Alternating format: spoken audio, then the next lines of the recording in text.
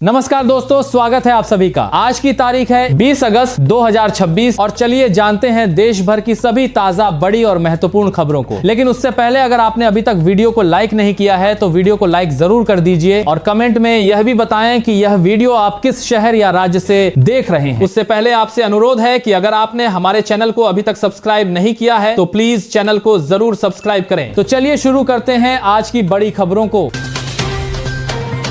दिल्ली की महिलाओं के लिए बड़ी खुशखबरी है। मुख्यमंत्री रेखा गुप्ता ने दिल्ली लक्ष्मी योजना की पहली किस्त की नई तारीख का ऐलान कर दिया है। अब पात्र महिलाओं के बैंक खातों में 1 सितंबर 2026 से हर महीने 2500 रुपए की आर्थिक सहायता भेजी जाएगी। इससे पहले 26 अगस्त से पात्र महिलाओं को आधिकारिक पत्र देने की शुरुआत होगी, जिसके लिए तालकटोरा स्टेडियम में कार्यक्रम रखा गया है। सरकार आवेदनों का सत्यापन तेजी से पूरा करा रही है और जिन महिलाओं ने फॉर्म में गलती की है उनके लिए जानकारी सुधारने का विकल्प भी दिया जाएगा। योजना के तहत 21 से 60 साल की पात्र महिलाओं को यह सहायता मिलेगी। तमिलनाडु के सभी 234 विधायकों के लिए मुख्यमंत्री विजय ने बड़े ऐलान किए हैं। अब विधायकों को अपने क्षेत्र में काम करने के लिए सरकारी गाड़ी दी जाएगी। इसके अलावा ऑफिस के काम के लिए हर महीने 75,000 रुपए का वाहन भत्ता और 25,000 रुपए का सहायक यानी सेक्रेटरी भत्ता मिलेगा। मुख्यमंत्री ने कहा कि विधायकों को लोगों की समस्याएं सुनने और अपने क्षेत्रों में जाने के लिए गाड़ी की जरूरत होती है। साथ ही मुख्यमंत्री स्वास्थ्य बीमा योजना में सालाना हेल्थ कवर 5 लाख रुपए से बढ़ाकर 25 लाख रुपए करने का ऐलान किया गया है। झारखंड में 26 दिनों से चल रहा छात्रों का आंदोलन फिलहाल 2 महीने के लिए रोक दिया गया है, लेकिन लड़ाई खत्म नहीं हुई है। रांची में जेपीएससी और जेएसएससी परीक्षाओं में कथित गड़बड़ी के खिलाफ चल रहे आंदोलन को छात्रों ने स्थगित किया है। छात्रों ने हेमंत सोरेन सरकार को 60 दिनों का समय दिया है। उनकी मांगों में परीक्षाओं की निष्पक्ष जांच, जेपीएसएससी जेएसएससी में सुधार और जिन परीक्षाओं पर गंभीर सवाल हैं उन्हें रद्द करना शामिल है। छात्रों की सबसे बड़ी मांग सीबीआई जांच शुरू करने की है। छात्रों ने साफ कहा है कि अगर 60 दिनों में मांगों पर कार्रवाई नहीं हुई तो आंदोलन पहले से भी बड़े स्तर पर फिर शुरू किया जाएगा। झारखंड में भर्ती परीक्षाओं को लेकर हेमंत सोरेन सरकार ने बड़ा फैसला लिया है। सरकार ने गड़बड़ियों की शिकायतों के बाद 44 परीक्षाओं की सूची जारी की है, जिनमें 22 परीक्षाएं रद्द की गई हैं। इनमें जेएस, एसएससी, सीजीएल समेत टीडीपीएल एजेंसी से जुड़ी भर्ती परीक्षाएं शामिल हैं। वहीं कुछ परीक्षाओं को स्थगित किया गया है और पुरानी परीक्षाओं की जांच भी कराई जाएगी। सरकार ने जेपीएससी और जेएसएससी में सुधार के लिए एक कमेटी बनाई है, जिसे 2 महीने में रिपोर्ट देने को कहा गया है। वहीं पहले से चयनित अभ्यर्थियों के भविष्य को लेकर भी सवाल उठ रहे हैं और कुछ चयनित उम्मीदवार फैसले का विरोध कर रहे हैं।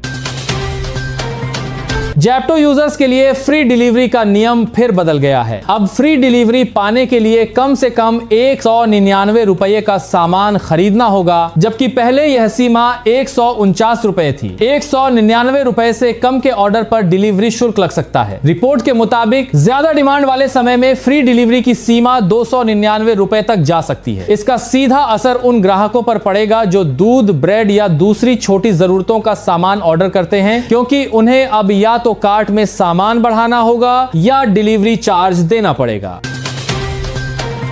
तमिलनाडु के दूध उत्पादकों के लिए मुख्यमंत्री विजय ने बड़ा ऐलान किया है। सरकार ने एविन के लिए दूध की खरीद कीमत 38 रुपये से बढ़ाकर 41 रुपये प्रति लीटर कर दी है, यानी किसानों को हर लीटर पर 3 रुपये ज्यादा मिलेंगे। सरकार के मुताबिक इस फैसले से 3 लाख से ज्यादा दूध उत्पादकों को फायदा होगा। इसका उद्देश्य दूध उत्पादकों को उनकी मेहनत का बेहतर दाम देना और एविन के लिए दूध की सप्लाई बढ़ाना है।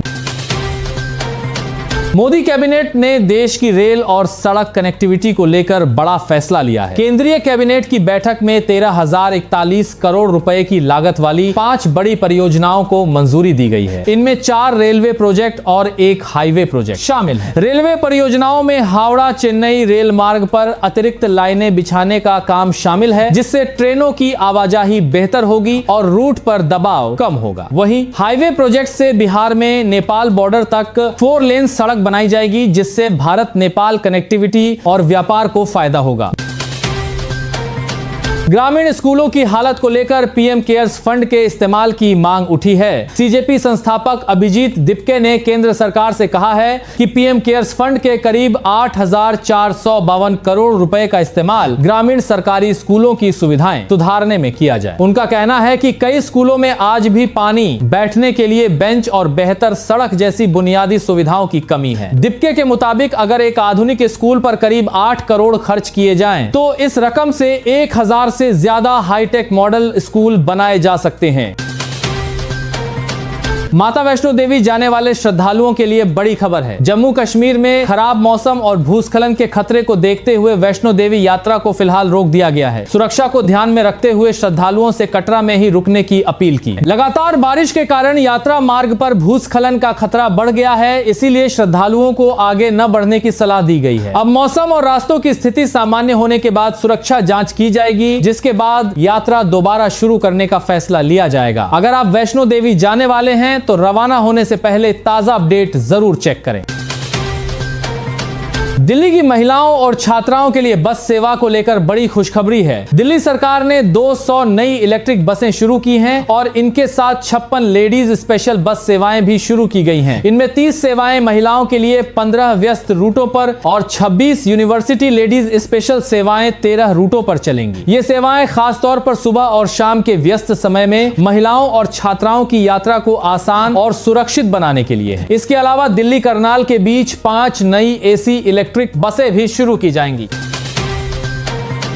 मुंबई के रेलवे स्टेशनों पर खाना खाने वाले यात्रियों के लिए बड़ी खबर है। वेस्टर्न रेलवे और एफडीए यानी खाद्य एवं औषधि प्रशासन ने जांच के बाद 22 फूड स्टॉल बंद कर दिए हैं। इन स्टॉल पर साफ सफाई और खाने की गुणवत्ता से जुड़े नियमों का पालन नहीं किया जा रहा था। सबसे ज्यादा कार्रवाई बांद्रा स्टेशन पर हुई, जहां 11 स्टॉल बंद किए गए। इसके अलावा grant road, lower Parel, Charni road और मरीन लाइन्स स्टेशन पर भी कार्रवाई हुई है। जांच के दौरान नियम तोड़ने वाले वेंडरों पर 1,14,000 रुपए का जुर्माना भी लगाया गया है।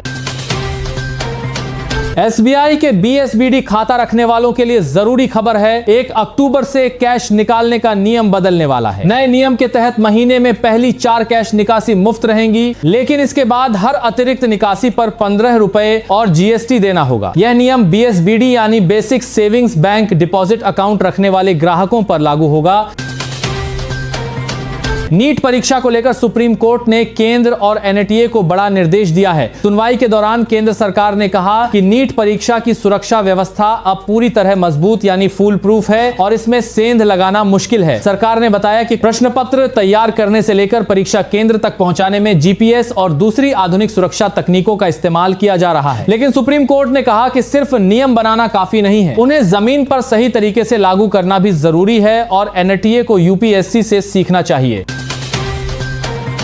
मोबाइल यूजर्स के लिए जरूरी खबर है। जियो, एयरटेल और वोडाफोन आइडिया के रिचार्ज प्लान आने वाले महीनों में 10 से 12% तक महंगे हो सकते हैं। एक्सिस कैपिटल के मुताबिक यह बढ़ोतरी अगले 3 से 6 महीनों में देखने को मिल सकती है। हालांकि कंपनियों ने अभी ऐसी बढ़ोतरी की आधिकारिक घोषणा नहीं की है। एयरटेल पहले ही अपना 299 रुपए वाला प्लान बंद करके 349 रुपए का कर चुका है। अगर आगे टैरिफ बढ़ता है तो मोबाइल रिचार्ज का खर्च आम ग्राहकों पर और बढ़ सकता है।